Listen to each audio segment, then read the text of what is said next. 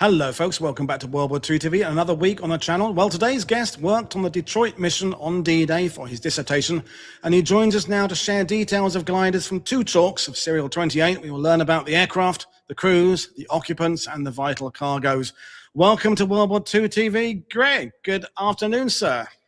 Hey, I've been a fan of you guys for a long time. I know I've been in the audience providing hopefully some relative commentary. Yeah, you're a sidebar warrior converted. Of course, we're competing with the first episodes of the Tom Hanks World War II extravaganza today, which I didn't know when we set it up. So it's us or Tom Hanks. We'll see which channel people are on. But before we get into the presentation, Greg, just a little background of how you describe yourself, because we were just you're kind of the geeky kind of historian, and I mean that in a complimentary way. Yeah. I'm a historian. I mean, I do have my PhD. I just finished that, and that's one of the things that I focused on was the gliders from Sicily through Normandy, because it really got really big, what I was doing, and so I had to narrow it down. I actually got into this when I was in the Army. I was working in public affairs in Normandy in '99 when I ran into one of the glider pilots, and I kept that for years. So I worked on this through my master's thesis and then also in my dissertation. So I've been very fortunate and very lucky to meet some people who've helped me a lot. Ben Powers, Monique Taylor, Bart de Hotog, several people who I've just kind of drawn all this stuff together, because what we've done is we've siloed our approaches. Like we'll just talk about the glider pilots, or just talk about the C-47 crews or the paratroopers. I've tried to put a lot of things together and associate them, because then I found that I can get more details in that cross picture. And that's really been revealing for me. Yeah, so. And one of the things that, in my lifetime here, we've gone from kind of knowing that lots of gliders came down in fields and having photos of some of those gliders in fields, to knowing exactly where specific gliders came down in specific fields and exactly the movement of people with those gliders. And I've been out with mutual friends of ours where hedgerows have grown up around where the noses of Horsa gliders poked through and things like that, and you can still see evidence of where lots of jeeps made their way to fields. So it's amazing stuff. It may be 82 years ago, but there's still stuff to learn. But anyway, you're going to be using both Google Earth and PowerPoint today. So folks, we'll get underway. I'll bring up Greg's slides, and let's learn about some of the gliders Detroit mission. So of course, fire away with questions and comments, but there's a lot of detail coming your way, and I'm really looking forward to it. And Ben Powers has just left a message. Greg is an investigator and a great one. So there's someone you mentioned in the sidebar. Good evening, Ben, or afternoon, Ben. You mentioned right off about the gliders, and that is probably about finding the places of the gliders. That's probably the biggest accomplishment that I've had. I believe at this point I've identified the locations of 46 of the 52 gliders, and that doesn't just mean that that's the location. That means which glider it was, who the pilots were, and that wasn't too hard. The other part is who was in the glider with the pilots, and that has been a complete challenge. I think I've got about 80% of them identified thus far, and so that's part of what I'm going to show you today. But today is a very poignant message because I picked this day when you gave me the chance, because it's Memorial Day. And I'm going to start off with talking about two people. One who's I met his second cousin, once removed, just this weekend, who had done a lot of research. And I'm going to mention him in just a moment. I know he's watching, and probably a lot of his family members are watching. So if we could go to the first slide, I want to talk about, or the next slide, actually, second slide. Yes, just right arrow, unless you want me to do it. Okay, my bad. There we go. Second slide. There we go. This is Corporal Nona Jude. He is technically MIA. We pretty much know where he is. I've got that written in some documentation, but we never had positive identification that he was actually in that. And he was in glider number 30, as you could see, chalk 30, and you can see the glider that he was in it had a 57 millimeter anti-tank gun in it, and who the glider pilots were. Now, I did talk to the son of John H. Winkler last fall, and we were still unable to identify the passengers, even though he had a lot of details about it. He just didn't know. Sometimes that's what happens. Sometimes they knew exactly who they were, and sometimes they did not know who they were. But the picture on the left is a new find. I found it on Find a Grave. Family member had posted it. I have not been able to get in the family to touch with a family member for almost 2 years. But that is a rare photo. Ben Powers had not seen it. Bob Burns, who's the kind of official historian of the 80th Airborne Anti-Tank Battalion, he hadn't seen it either. But the guy right in the middle, sitting straight and tall, is Nona Jude, and this is probably most likely the right before Normandy, and it's Battery A of that unit. And this is we're going to put this on the cover so we can get some recognition for these guys. That will be on the cover. And I'm going to show you where his glider is in just a moment. Let's see, next slide. Next slide. Okay, next slide. We've got Private Raymond Junklus Jr. He was in the G3 of the 80th of the 82nd Airborne Division. And his story is very poignant because this is basically the only photo that's got him in it that they have at all. His family has, and he is on the right, on the bottom, and his hands. The guy with hands on him is Lynn Lebison, who was a staff sergeant, and he was the G3 NCOIC. They were draftsmen. Their mission when they went into Normandy was to map everything. Now, Lynn Lebison had packed glider number 22, and it has had a trailer in it, and the trailer had they had some 57 millimeter ammunition as well as maps. Of course, the maps are important for G3 plans and operations, hugely important. And for some reason, Lebison did not get manifested on that glider, even though they said they couldn't find him, but he was staying with the command staff. So it was kind of crazy why they couldn't get him. So they replaced him with Junklus. And so Junklus went into glider number 22 with O'Leary, who was from Battery A of the 80th Airborne. And I just found that glider confirmation where it crashed about 3 days ago.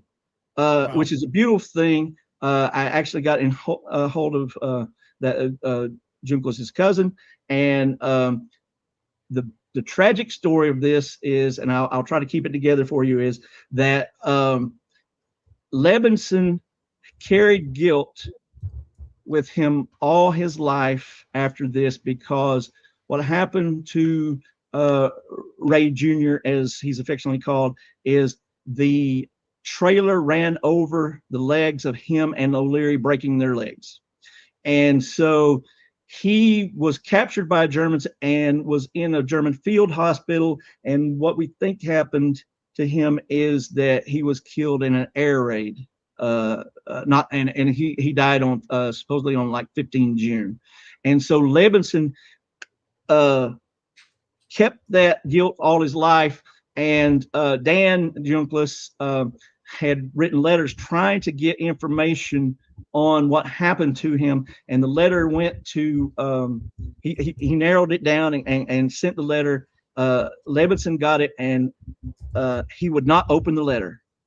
He was upset, and tried to avoid it for some time. His wife, Alice, finally talked him into opening the letter.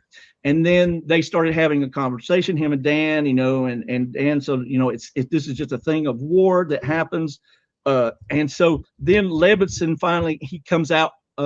He's got a book. Of course, he's passed away now, called Surrounded by Heroes. It's got a lot of details of what happened in it. It's a pretty revealing book.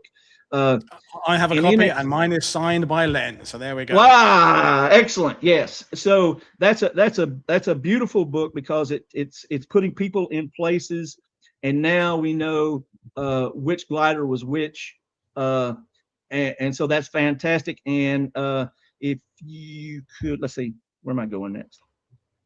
Let's go to I'm going to show you where the gliders are right quick. If you switch over to the Google Earth window. There we go. Okay, so if you can see this, this right here, I'm going to show you, I'm going to expose a lot of the work that I've done. This work right here was done by Philippe Espelin, and it's great work, and it tells where the gliders, about 8 of the gliders they're landed about 4 miles inland.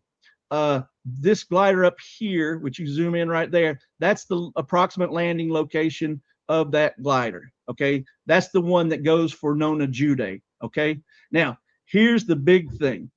I'm going to zoom out, and we're going to go over here, and we're going to look.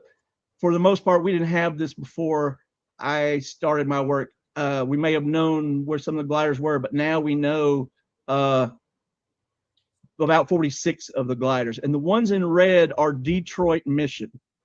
Okay, and this is where in the area where Junquelous's glider landed. Okay, not too far from landing zone O, which is up here at the top. Okay, and you can see downtown Sainte-Mère-Église. I hope everybody can see this. Yep. Okay, if you see on here, I've got some other colors. I just want to highlight this. Down here, these are Chicago Mission gliders. Okay, I don't have all of them identified. Of course, there's Pratt's glider right there. These others, I don't know which ones they are. I'm still digging on that, but I know that those are those, and they're on photos. A lot of this stuff, the corroborating evidence, comes from the original glider pilot reports, which I was able to obtain, which from the National Archives or anybody who's got a reel of them, are terrible. They look like the Jeffrey Epstein redaction files, because anything important in there is blurred out for some reason. It's not marked out, it's just blurry. The grid coordinates or a place or a time, it's invariably like that. I was able to get the actual reports on all of them that exist, and some of them do not exist because those people got killed, so they didn't write one. And those reports are very important because they were written within days after they got back from Normandy. And of course, we know the glider pilots had to get out of Normandy as soon as they could. So we've got corroborating evidence, which I'm going to show you in a minute what I mean by this. But so we'll have a grid coordinates, but not everyone has a grid coordinate, but they might have some anecdotal evidence that says, oh, we landed 200 yards east of this glider, and this other glider has a grid coordinate. And then Bart de Houtog, who lives in Belgium, who's great. We've been working together for about a year now. We were looking at also intelligence overflight photos, which we have places for most of them, except there's a few that we don't have, and it's just too cloudy to see what's happening there. But I'll show you in a minute back in the slides.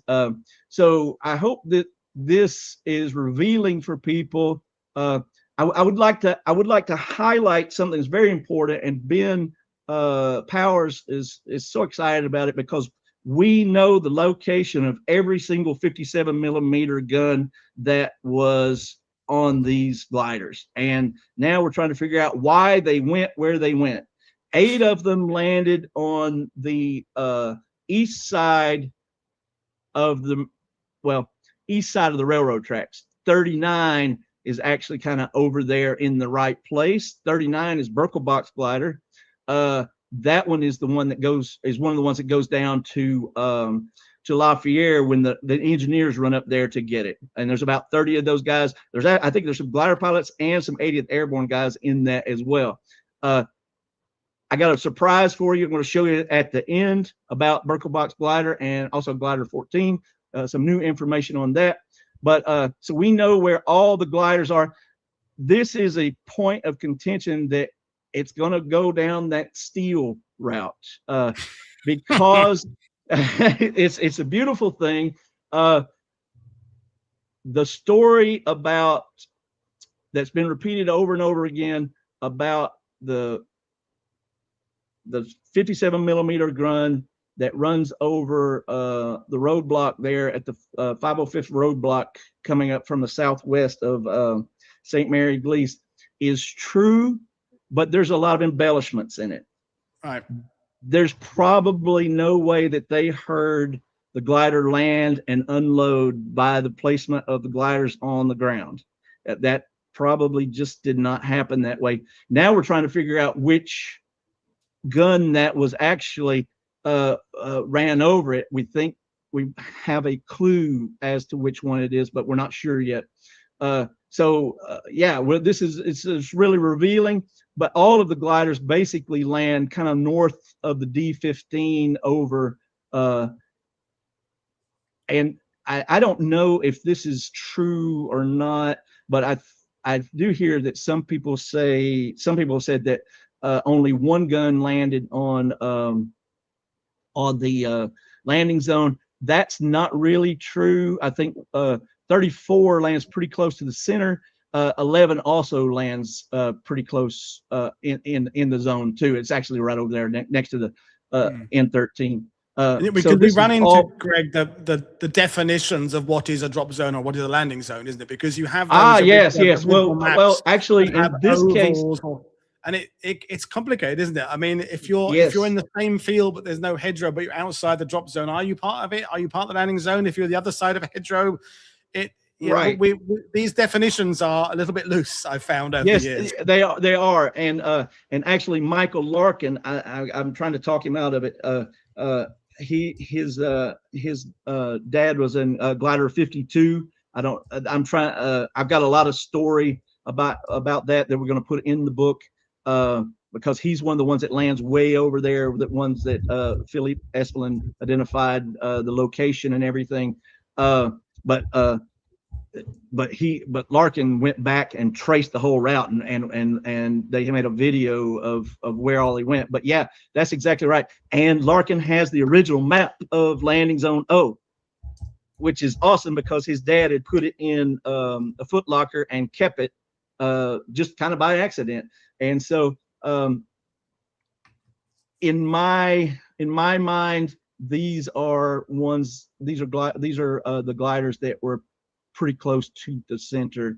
And we can have semantics about that all day, but everything else is they're kind of to the right over there into Sainte-Mère-Église. Okay. So there we have some. Oh, this is one I just identified this glider number 50, chalk number 50. This has 13 people in it, some staff, and they are hiding out somewhere east over here between Baudionville during the tank battles that come in, and they talk about that. So that's pretty important. Yeah. Okay. So can we go back to the slides? We can. All right. Okay. I'm not going to get too down deep in the weeds on this. I just want you to see who is who. So we got 9th Troop Carrier Command and what their role is. Okay. Which a lot of people are familiar with.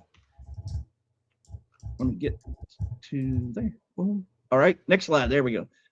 This just tells a little bit about 9th Troop Carrier Command and the operations that they participated in. Okay, they did a lot of stuff. Okay, let's go to the next slide. Okay, here's more. Okay, now so we're going down to the 437th Troop Carrier Command, which was responsible for Detroit mission as well as parts of Elmira and Galveston. Okay. There's some really good books like Journey to the Far Side that detail these things, especially the 84 Troop Carrier Squadron. We get a lot of details out of that. So that's those guys. But Detroit mission is Serial 28, and that is 52 gliders. That is almost a mirror of Chicago mission, which took off slightly before them. They also had 52 gliders. Their mission was their composition was a little bit different. They didn't have as many staff elements in theirs. They also had part of, some people say, well, the 327th landed on the beach. That's not true, because there's a platoon of anti-tank from the 327th that go in with the 81st anti-aircraft artillery battalion. So anyway, we'll go on to the next one. Here's what a glider echelon is. I want people to understand what that is. There are 52 gliders. That means there's 13 echelons of 4 gliders each. And of course, the echelon leader is going to be on the left. Now, this is important to realize, because this is the glider that, or I mean, not the glider, the Chalk and the C-47 that have the Rebecca device, for the Rebecca Eureka device. This is extremely important, even though I haven't been able to totally verify it. There's some contention on it. Every one of them probably had this on them. They were not allowed to all use them because it would blow out the system. So only the echelon leaders had it working. Next slide. There we go. These are the people who are involved for Detroit mission. Okay. You see the 80th Airborne and A, B, and C batteries. Alpha Bravo Charlie. You see the 307th medical company. They've got a guy in there. This is a huge one. The United States Army Air Force Team 16 11th Air Support Party. This was just discovered last summer when I was having some correspondence with the Gray Berets, which are the weather guys. They're the ones who go in to help call back about tactical air support, give the weather reports. There was kind of an argument about it, that they didn't think that they had anybody in there. They thought they knew they had somebody who dropped in with the paratroopers, and that guy broke his leg, but they didn't think that they had anybody in here. But we did manage to identify that, and I'm going to show you where that glider is in a moment. Then you got some 82nd Airborne Signal, you got some Division Artillery, you got some in a subsequent mission. You have the first of the 325th and some 307th in a subsequent mission. And you can see all their different unit crests over there on the side. Okay, boom. What's the mission intent? Well, the mission intent is driven by Ridgway because of the problem that they had in Sicily. They didn't use the gliders to deliver the guns in Sicily because of all the things that were going on with the 504th. They just didn't want to risk the whole thing.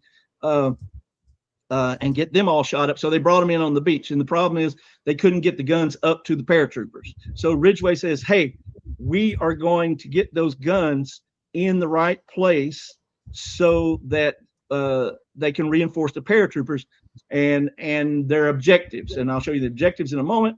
But this is very important to realize what happened.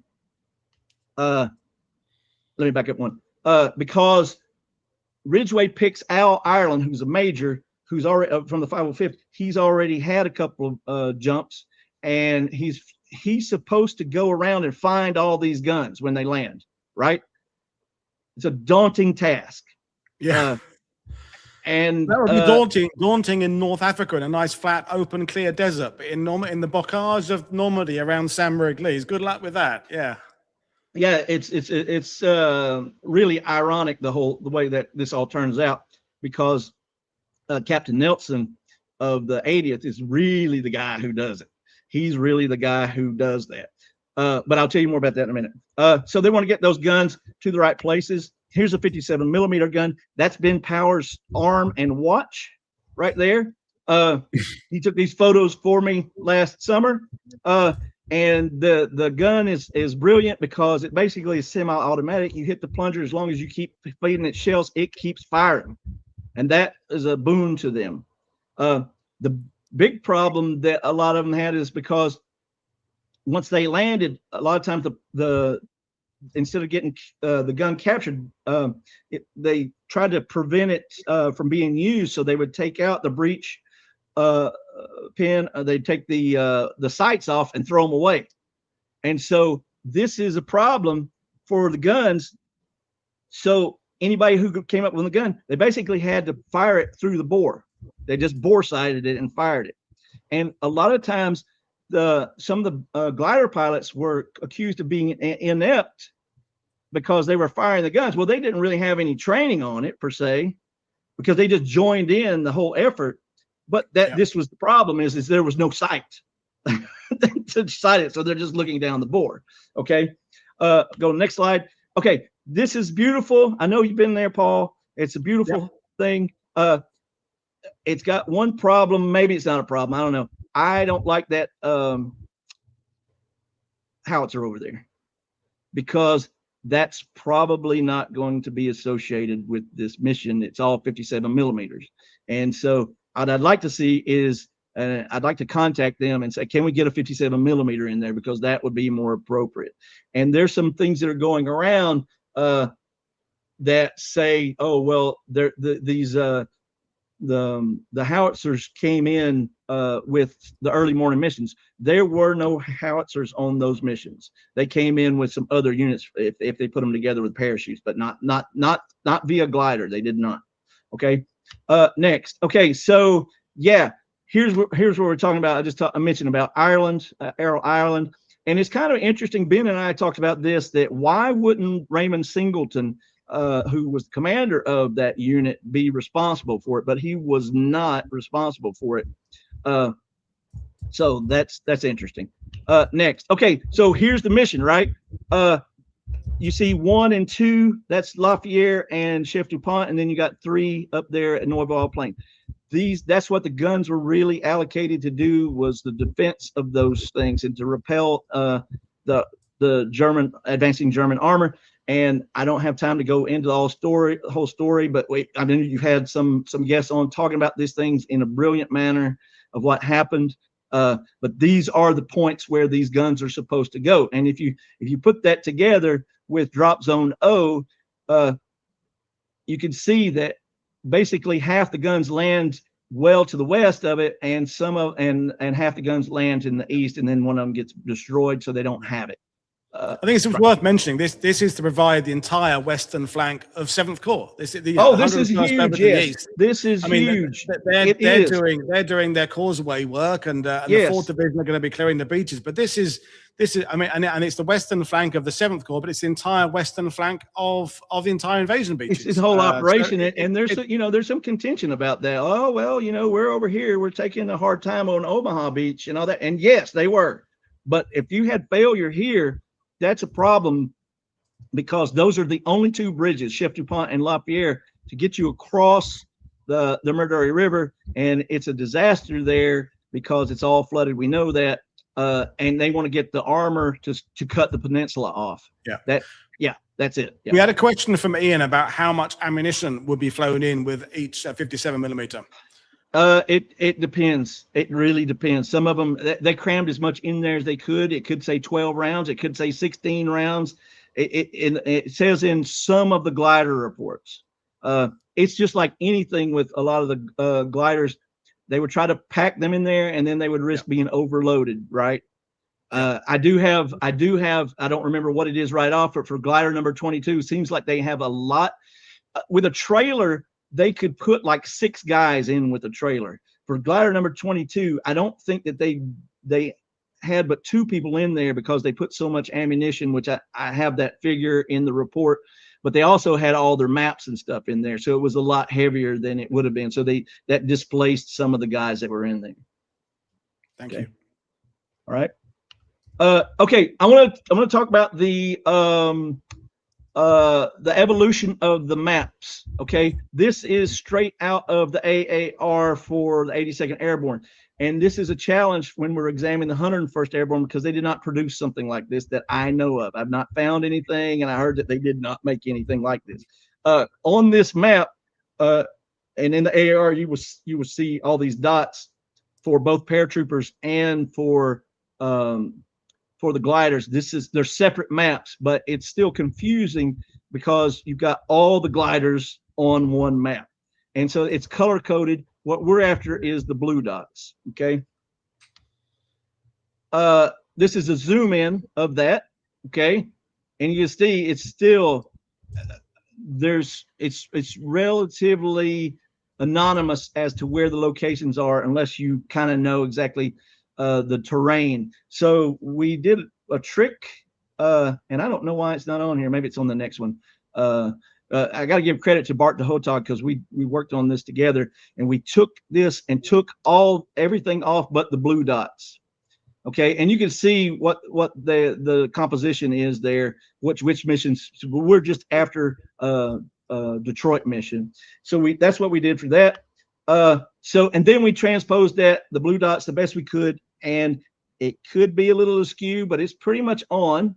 And those are the blue dots with some geographical reference from that timeline. Okay. Yeah, see, there's Bart's name up there. I hope he's watching. All right.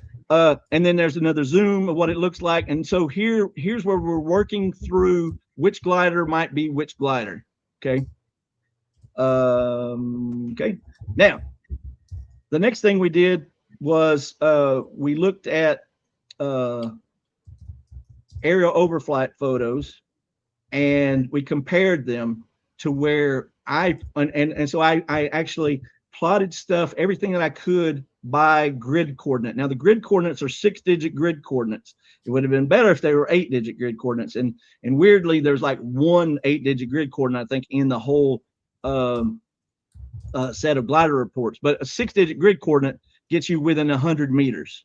So if I put the thing on the map, that means somewhere within that 100 meters, that's where it should be, if they plotted it correctly. Now, the beautiful thing about this is glider number 13 here. I don't know. Can you see my? We can't see your mouse on the slide. You can't see my mouse? Only when okay. when you're on Google. If you look right in the middle, actually, I'll show you on the map in a minute. There's two. I don't know. Can you see those two gliders? They're kind of on the right side of the screen.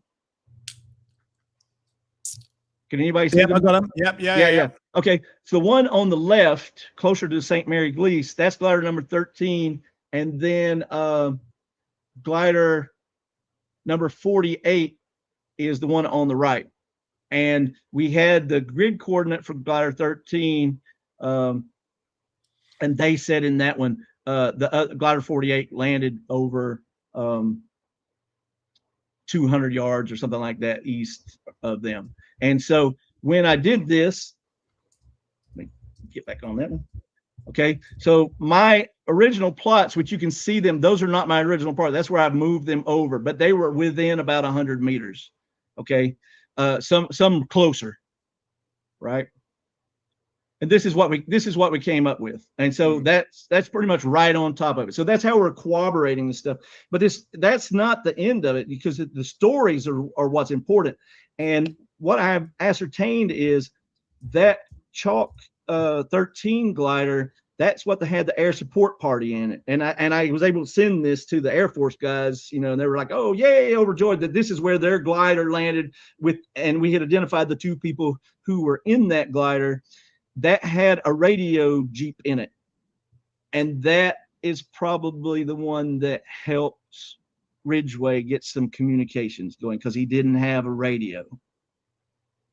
So that's just hugely revealing of what happened. And this glider 48, that also had a 57 millimeter gun in it. Okay. All right. So let's get into two specific gliders. Chalk 19. Let me get a drink. Chalk 19 is obviously up there in the forward echelons, but it is probably the last glider to land. It actually lands almost at the same time that glider 38 lands, which we'll talk about in a minute.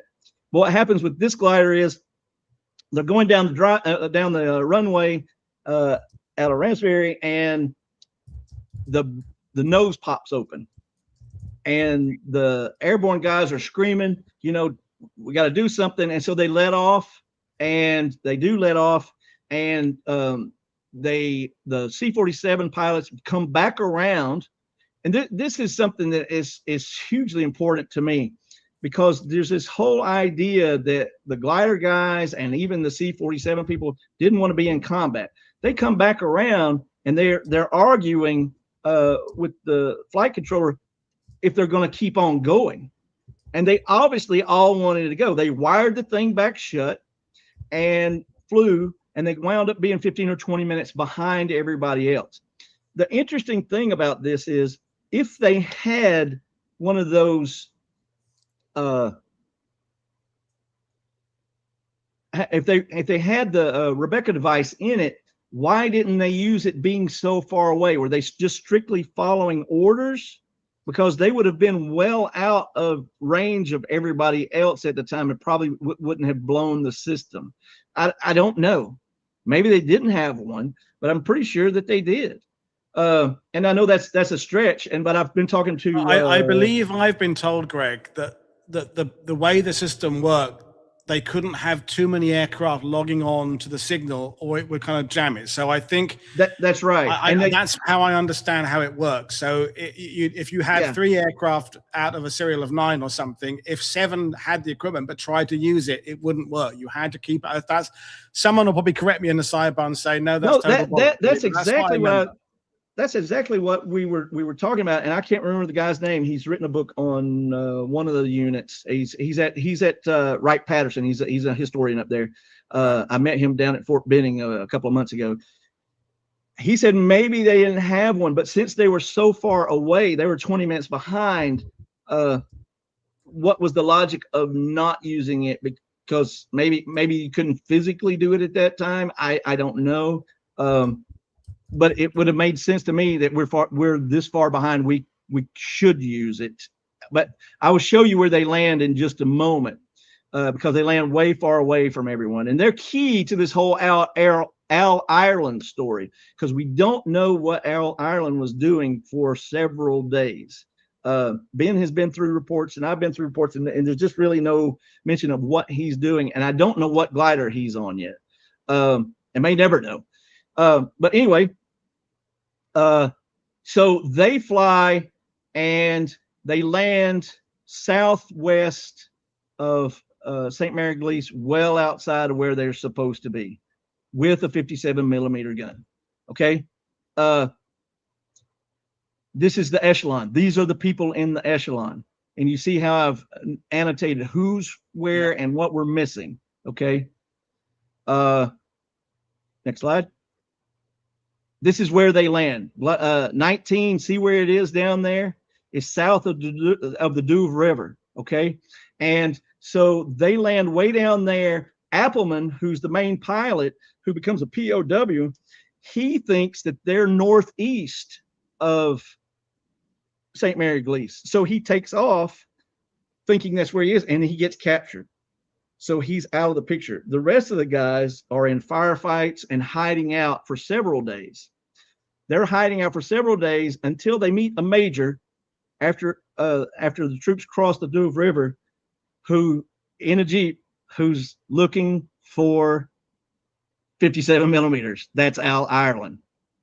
And that's written in the glider pilot reports, which nobody's been able to read these things for many years. So that kind of tells us what's happening with these guys. I want to highlight the fact that Appleman thought that they were so far off, or that they were northeast of the city, when they were actually way southwest, because Evans in glider number 1, in his report, he says that they land, a few miles southwest of Sainte-Mère-Église, which would put them in Chef DuPont, but they didn't. They landed more right along the N13. And so he's like supposed to be their best pilot, and he's a little confused. I want to highlight how important this is, because he says they see the green light, the green T. Well, let me put this together. The 82nd and the 101st use the same colors for their lighting. So the color for landing zone O and the color for landing zone E were green. Landing zone E is down there south of Bossville on south there. What they actually saw, because he says he sees it off to the right, is that one, and that's why they headed for it and went straight down the N-13 to land. So it was very confusing. And I go back to all the reports for Detroit mission. Some of the people see the green T, some of them don't see the green T. Some of them get past and turn around and come back, and then they see the light come on. Without a specific analysis of time for each landing, and still we won't have it, it's hard to tell exactly when the light came on. I know that they were facing difficulties, and they didn't turn them on until they heard the planes coming in. So this is why there was a lot of confusion there. A lot of people saw that light down to the south and went for that, and that's why you have some of the gliders that landed down there. Okay, boom. Serial 28, number chalk 38. We've got these guys. They're carrying a 57-millimeter gun, and I just want to tell you, they're like the ones who land closest to Lafayette. Interesting thing here, it's Richard Dennison, who's got 2 interviews at the Library of Congress. He's the one who says, oh, it was a big surprise that they said, okay, at the last minute, you can't use the Rebecca Eureka device, that only the echelon leader could do that. And he talks about that extensively. He also says they miss the landing zone. They don't know the glider pilots say this is not it. So they go past and they get almost to the coast and they turn around and they come back over. This is important because, you know, it shows how people that were following the order, because they had such problems earlier in the war about people following orders or the confusion of what it was supposed to be. But there was specific order. You're supposed to go back over and try to drop them. And if you don't get it on that time, then you could drop the C-47, could loose the glider themselves. Okay, so that's what happens with this glider, and they drop them off, and then they speed out of there as fast as they can. They get down, you know, as close as they can to the ground. And Dennison says he loses his voice because at the end, when they get out there close to the beach, that they almost hit a tree, and he's like screams, "Watch out for that tree!" And he lost his voice. And then they get out, and where are they heading? They're heading to those 2 islands, right? You'll have to correct me on pronunciation. Îles de Sainte-Marcouf, is that right? Îles de Sainte-Marcouf, oui. Yep, that's where they're heading to, because that is the waypoint where they're supposed to turn back north. And this is going to take us into where the 4th Cavalry gets involved in the whole situation, because only days before this whole deal, they had not really identified what they were going to do. They did not thought about those islands, and there were guns on the islands. And so they sent the 4th Cavalry, and I would like to say that I was proud to be a member of the 4th Cavalry at one time, to swim out there and put some lights up, and then take some other guys, some landing craft, and take those 2 islands. Those guys seem to be the first troops to make a beach landing in Normandy. And they're doing this at the same time this operation is going over. And they're doing this because not only they're trying to secure that, but of course the ships will be there. And those, if there's guns on it, could take out the ships. Interesting thing about this is the cavalry guys get on there, and then they start taking fire from the shore. They call one of the battleships, not directly, but the fire net. And I think it's the Utah, maybe the Nevada, I can't remember right off. They call and they take out the guns with the battleship. This is beautiful. So that's the cavalry guys, and the cavalry guys are also part of the beach landing there with supporting the tanks that are moving in a little bit later. But I don't have time to talk about all of that, but it's very interesting. So the interesting thing about this is these guys, Dennison thinks that he said, as soon as we hit those islands, we were told we were home free, except they were a little bit later than the guys coming across. I calculated how much the speed was and everything. So they were probably 15 to 30 minutes late. And so they were flying on those islands, and there really could have been some people on the islands. Actually, the islands were abandoned. There's still some matter of contention. Maybe there were one or two people there, but they're basically abandoned, and they were mined. That's why we had some casualties, because there were a lot of mines on it. Yeah. All right, let's keep going here. This is the organization of the whole echelon. Why do I have echelon team in there? Yeah, that's echelon team. Yep, these are the people who were on them. Okay, and you see glider 38, the people who were in there, and I don't have one of the guys. And I just found this guy, actually.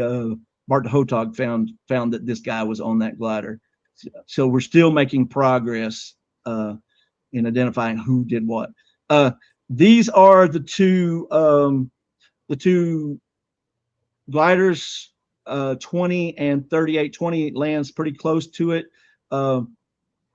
That's the 38. You can see, I don't know, that's it's not very far away. It's like less than 1,200 meters from the bridge.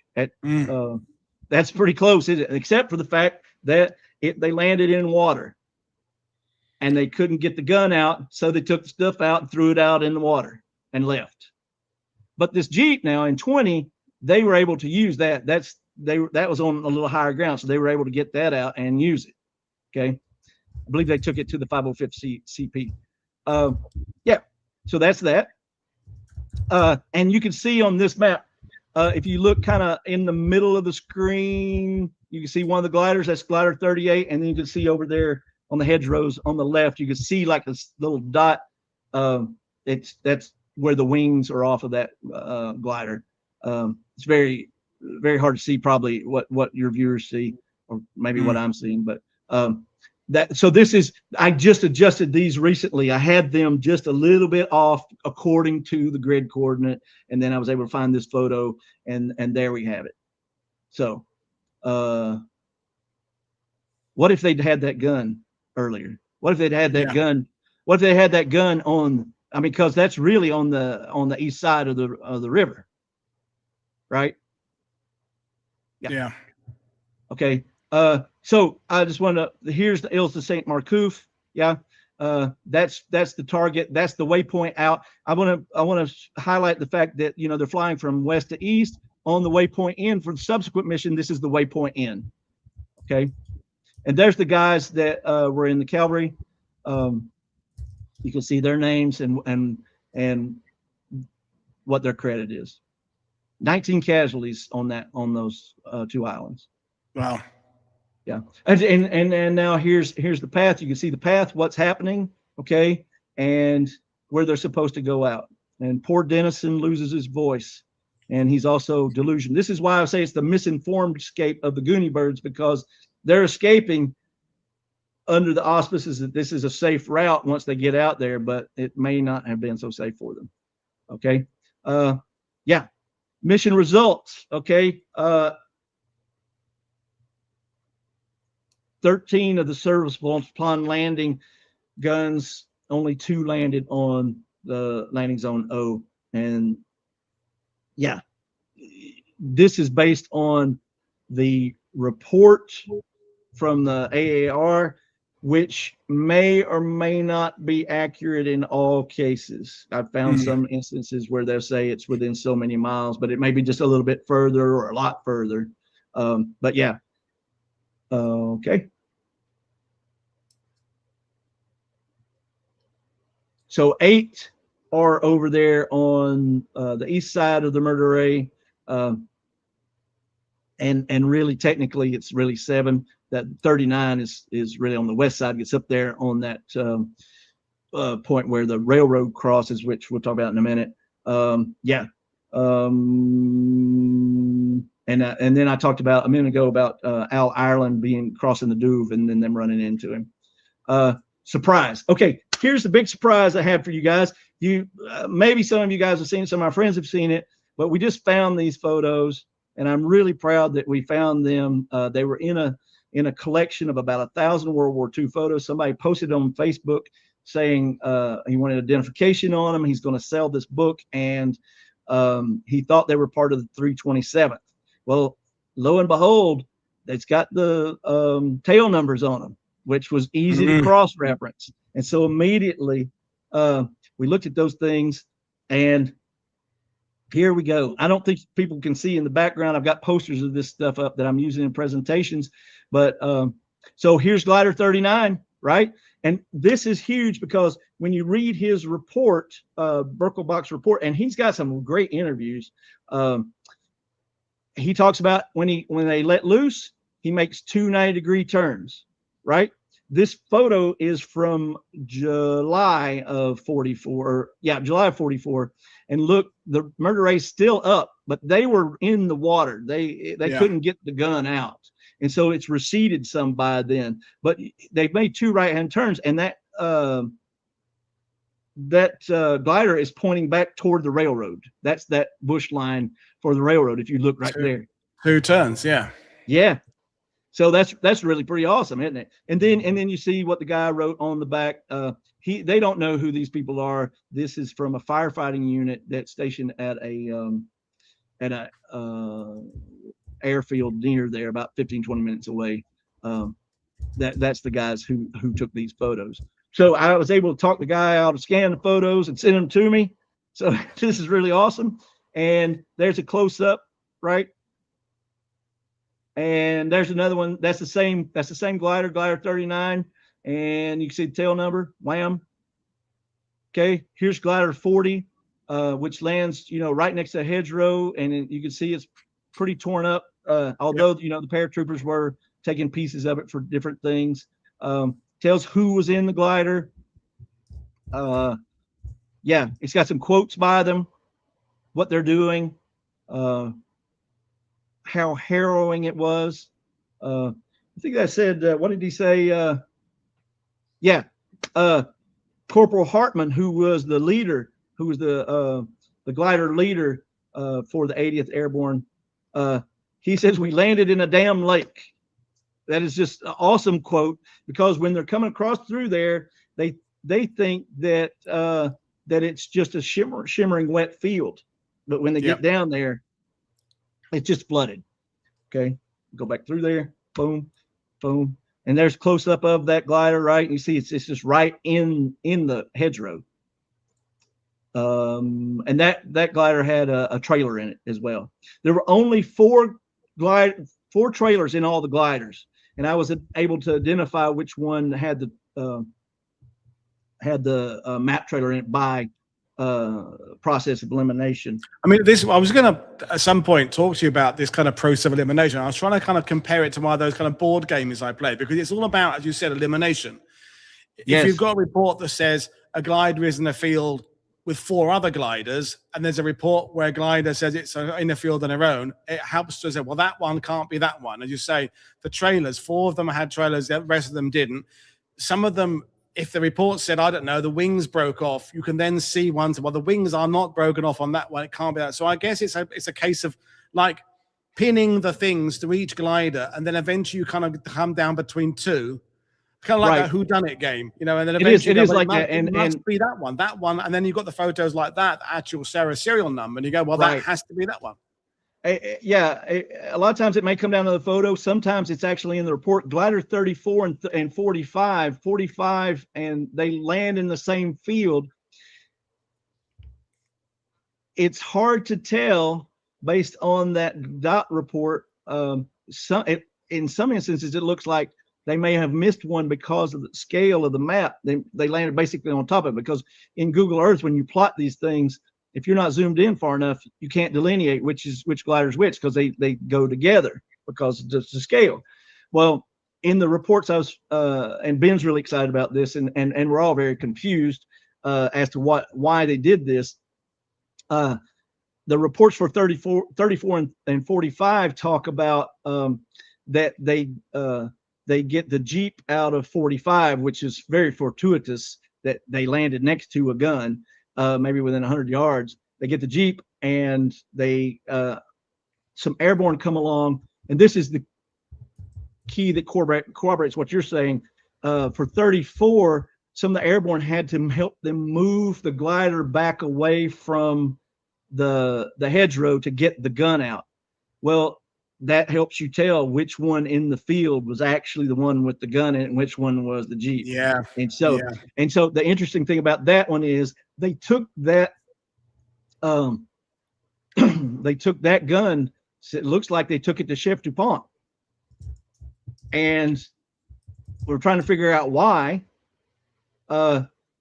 This may be the gun that was blown up, because when they get down to Chef DuPont, they can't proceed any further because of the pillbox.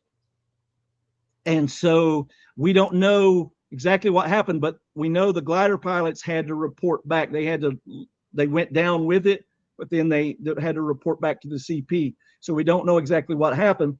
This may be the one. I don't have identification on who's actually in these gliders for the 80th Airborne. It makes sense that since they left and went back, they went back up the road towards Sainte-Mère-Église, and that's the one, because I don't have any other evidence that says, and there's no other guns that land to the south. So maybe that's the one. What else do we have?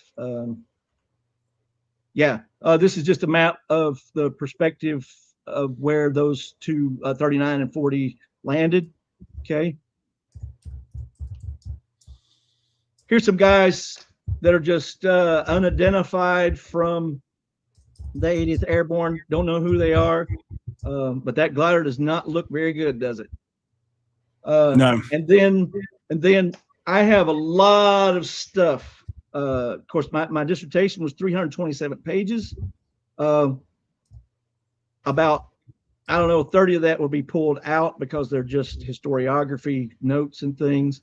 The book is supposed to be 250 to 300 pages, made 125 to 150,000 words. If you want to read other stuff that comes out of this that are talk about different chalks, I recommend going to my Substack. And this one especially, it might make you cry, because most of what we know perceptually about Normandy is foundational in things like Cornelius Ryan's The Longest Day. We get that. Yeah. You don't see any American gliders in it. You see Pegasus Bridge, which is a beautiful thing, and that's a rise of a historical mythology for those guys, right? We don't have this because nobody's looked at it. In Cornelius Ryan's records, which are available on Ohio State Library online, is very well searchable.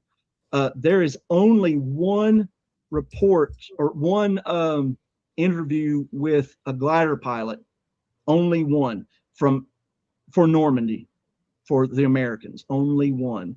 And he's not even quoted directly in the book. When I read the book, I found it was talking about this guy. He's not quoted directly in the book, but I found that one. And this guy talks about, he's talking with his friend who is the second pilot or the co-pilot on another glider, and it's the day before, and they're cleaning the greenhouses. That's what they call the windshields, and they're talking about their ultimate fate, what that's going to happen to them. And the guy who's the pilot's wondering what's going to happen. The guy who's the co-pilot of the other glider says, well, only the best die first, and I'm the worst. Well, the other pilot says he never saw his friend again. Wow. And so that was going to be the original title of the book, but it's still going in there. It's very poignant quote, and I think that kind of sums up the whole thing that all of these guys faced. All of these guys faced. The paratroopers faced it. Everybody faced it, except I would contend they're all the best. All those people who were going in there were the best. Yeah. So Paul, that's what I have. Well, I mean, amazing stuff, Greg, and it's reminding me of how often a book just says something like, and the gliders, not all the guns made it, or some of the gliders got lost. And I'm thinking of particularly, my background with interest in Arnhem and the 1st Airborne Recce Squadron's Jeeps, where so many books just say, and they didn't make it to the bridge. They go, yeah, and there's a bloody big, long and complicated story about why a lot of them didn't make it to the bridge. And I think you're doing that granular work that is filling out often almost a throwaway comment in some of these books. And I'm not dismissing these books. The general histories have to simplify. If you're writing a 400-page book about the Normandy campaign, or even June the 6th, you've got to cover everything. You've got to cover the Navy, the Air Force, the planning. And sometimes something like the Detroit mission, you can only spare a paragraph on it if you're lucky, or a sentence. But often, because of the repetition of half-truths for years and years and years, going back to Cornelius and Ryan and other things, is that what is said in the books is not entirely satisfactory in terms of actually paying tribute to what these guys did, and also just the difficulty of this mission. Yeah, you're exactly right. There's some anonymity that exists because most of what we know is from the perspective of the paratroopers. And that's why I said there are a lot of interviews from paratroopers. And, I was lying on my back watching these guys come in, and I don't know how they didn't run into each other, or this glider almost landed on top of me, or did land on top of me. That's the perspective that we have. And, in the chaos of the moment, they weren't asking who was in this glider. Yeah. And so without that other evidence, which is rooted greatly in those original records, then we just don't know what it is. And, I talked to the 82nd Airborne Museum about the manifests, and they just don't have them. And I'd like to highlight that for the 325th, their liaison officer for their colonel went in with a list of people and equipment, and when he got there, they were so discombobulated. He says he just had to make his best guess. And if you think about that, he's supposed to report back what their status is. You compare that to what Al Ireland's mission is. Yeah. They're both impossible. Both impossible. Yeah. When we talk about, the other thing, I don't want to go down too much of a rabbit hole, is, and I think I kind of discussed this with James Holland one day, is the books that have focused on all the paratroopers that missed their drop zones have neglected to pay tribute to the many thousands that did land on or very near to their drop zones. Yes.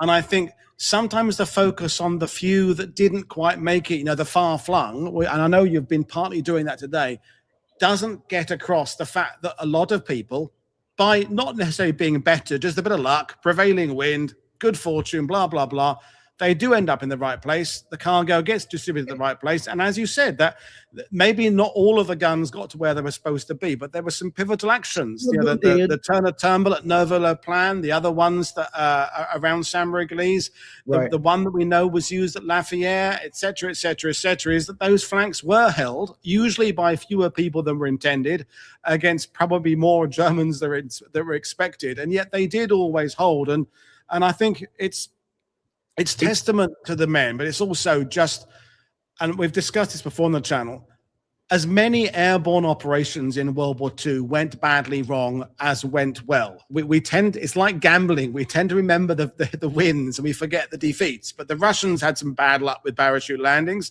The Germans absolutely had some bad luck with parachute landing. The British and Americans, we had considerable difficulties in Sicily, North Africa before then, Italy, and Normandy, despite the success, was fraught with situations that needed work, and altercations and improvements were made for Market Garden, and then more improvements are made for the crossing of the Rhine, etc., etc. And it's a very, very bloody difficult job getting troops by land, by air to the land. I think a lot of this also stems from the general attitude that Gavin had toward these troops.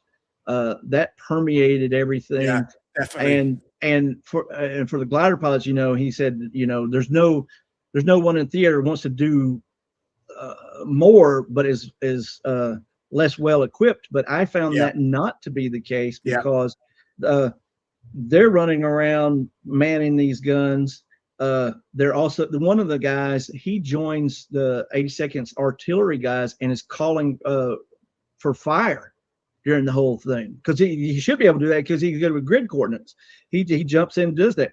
But it's very important, I think, that understand that in this record, these guys are not really critical. The glider pilots are not critical, and I don't want to just focus on glider pilots, but they say in multiple accounts that those 57 millimeters saved the day. Yeah. They say that, and I think in like three accounts. Yeah. Well, I mean, we've talked about on Lafayette. I mean, the glider guys running across the causeway on June the 9th. They'd come out of gliders, and we're not dissing the paratroopers, but as you said, the James Gavin's, I don't know that disdain is the right word, but his failure to understand the nobility and role of glider troops was pretty there. I mean, I think by later on in the war, I think he changed his attitude a bit, but I think in Normandy he was still very, if you're not a para, you're not proper airborne. And I think he uses that word "lan," right? Yeah. And that's what he classifies it as. And I can't remember the French phrase that I discovered that the glider troops should have adopted, but it'll be in the book for sure. Yeah. Well, on the subject of the book, we don't have the link yet for pre-orders, but as soon as we get it from Gregory, we'll add it to the description on YouTube, and I'll put a post on the community page of World War II TV. It sounds like it's going to be another essential a part of the library to expand our knowledge on the gliders, and the work that you are doing, Monique is doing, Ben Powers is doing, many others, Philip Escoban, you mentioned him earlier. We're going from just having a vague notion of, as I said at the beginning, gliders landed in fields around Normandy, to this glider came down in this field, and the men went from this field to this engagement. Here's what they did when they were there. So fantastic story, fantastic presentation, fantastic graphics. I can't wait to have you back again. Perhaps when the book is actually out, you can come back and do a little part 2 where you delve into something else. But in the meantime, it's been great talking to you, folks. We're off to Yugoslavia tomorrow, but it's a morning show for the UK, or it's an evening show if you're in Australia or New Zealand. We're looking at Anzacs, who ended up fighting with Tito's partisans in Yugoslavia. Quite a weird tale, but I'm looking forward to that one. Then on Wednesday, we have a fantastic personal story. Andrew Bethel is joining me to talk about his father, who ended up going from Dunkirk all the way through, escaping Italy. It's an amazing story. And then more and more coming up before I take my break to go to England for my father's funeral, and then come back in time for the D-Day anniversary. So thank you, Gregory. As always, click like and subscribe. Consider becoming a channel patron, and there will be lots more comment coming your way, but it will be a bit patchy the next few weeks because I've got a lot on. But don't forget, this show's still coming this week. So thank you, everybody. Thanks, Greg. Cheers. See you next time. Thanks. Bye.